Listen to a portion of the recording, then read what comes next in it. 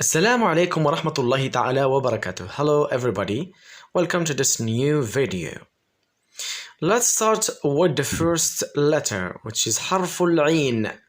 When we put fatha, we pronounce it a. Very good. Now let's move to the next letter. This is حرف الراء. We put fatha, so we pronounce it ra. Very good. And now the letter fa. We put fatha, so we pronounce it fa. Very good. Let's try to connect the letters to make a word. The first letter, this is the initial form of the letter ain, so a. And now let's connect it with the next letter, which is حرف الراء, ra, عارا, عارا, عارا. Now let's move to the next letter, fa. Fa. Very good. عرفا, عرفا, عرفا, عرفا, عرفا.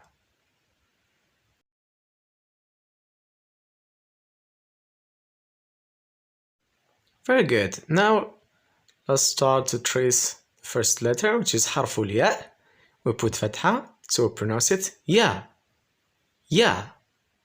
The next letter, حرف العين, so we put sukun, so we pronounce it a. Very good. The next letter, حرف الراء, we put kasra, so we pronounce it ri.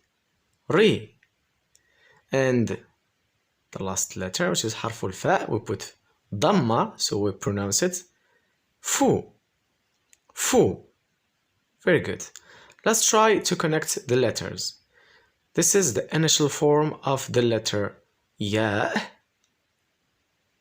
Ya. Very good. Let's connect it with the letter ain. This is the middle form of the letter ain. Ya. Very good. Now the next letter, حرف الراء,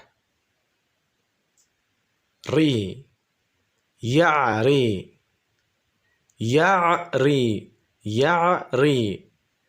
Now حرف الفاء, the letter فاء, فو. يعرف.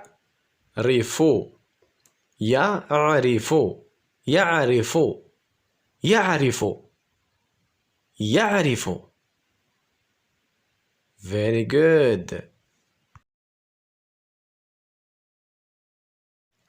Very good. So let's try to trace the first word, which is عرفة. عرفة in English. عرفة in English. He knew. Okay? Very good. And now let's try to trace the second word, which is يعرف.